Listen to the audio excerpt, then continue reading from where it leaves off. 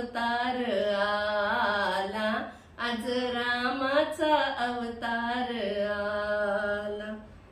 चैत्राच्या महिन्यात 12च्या सुमारास राम हे अवतरले। चैत्राच्या महिन्यात 12च्या सुमारास राम हे अवतरले। राम आले घरात, चौघडे वाजे दारात, पैंजन थरथरले। अयोध्येची दिशा धुंद झाली निशा, अयोध्येची दिशा धुंद झाली निशा। पूजेचा थाटमाट केला, आज आनंदी आनंद